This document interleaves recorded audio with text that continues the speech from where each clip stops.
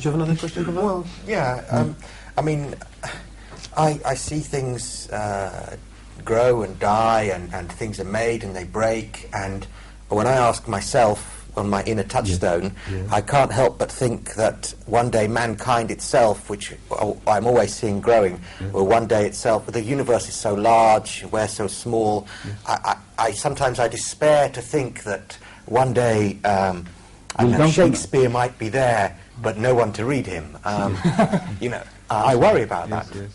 I would like to know if there is. But I'm worried about people in whose country Shakespeare was born, who are gradually distancing themselves from reading Shakespeare.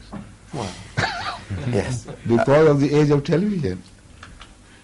Because of the age of, filth replacing nobility in providing you pleasure. Comparatively we are deteriorating in our tastes. And we are moving from decency to vulgarity in general. It is true of all the human pursuits today in any society in the world, not only the West.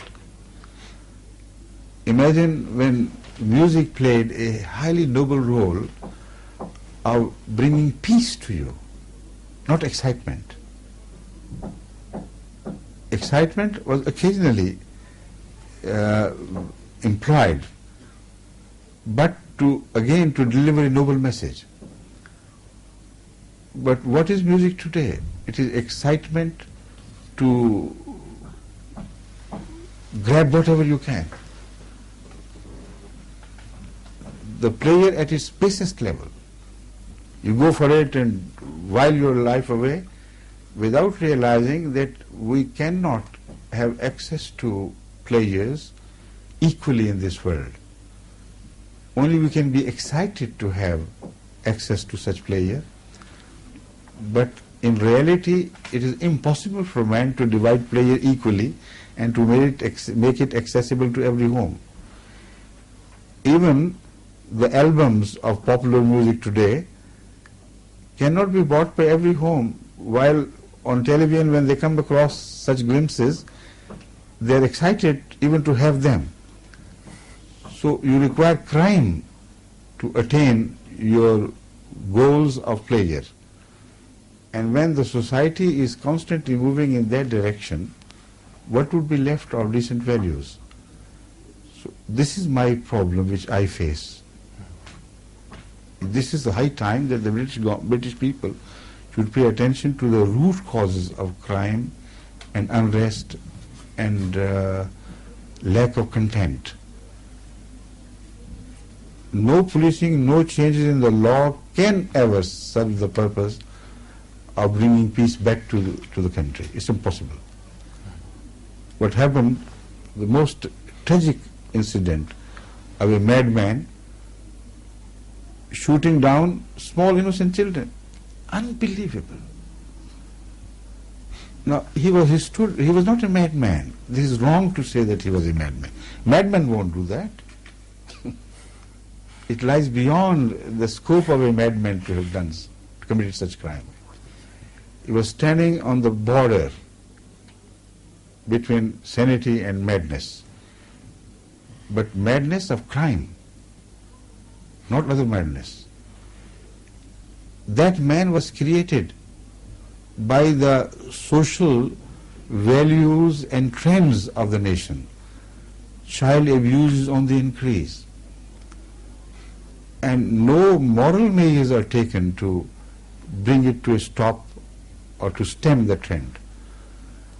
That man could have been the product of this society, where he saw child abuse everywhere. Maybe he himself was a subject of that. Maybe a deep psychological sense of revenge created such a man. So no legal measures or no extra hard limitations imposed on the weapons you can possess and you cannot. This simply will not work. if you don't give licenses to people, it is the same type of people who rob others and run away with their weapons. And illicit trade of weapons is everywhere. It only makes the life difficult for the law-abiding people when you make it, you move your legislation in the direction of more stringent laws. Who suffer? Only the same or noble people, law-abiding civilians. And the criminals always remain outside the bounds of your stringent laws and legislations. The root causes always lie in the moral degradation and the overall atmosphere which promotes moral degradation in the name of liberty. Again, the same liberty. When you support indecency in case of Salman Rushdie, how can you withhold supporting indecency in other cases? It's a general license, freedom is freedom, do whatever you may. On the other hand, the law continues to restrict people to more stringent ways of life. This is a contradiction in terms. On the one hand, the man is given the concept of freedom which knows no limits. You can do whatever you may. Pleasure is the object, purpose of this life. On the other hand, laws continues to fight back what it releases itself. This can't do. Do whatever you may. The society will never return to peace unless moral measures are taken to remedy the ills which have been created by man himself.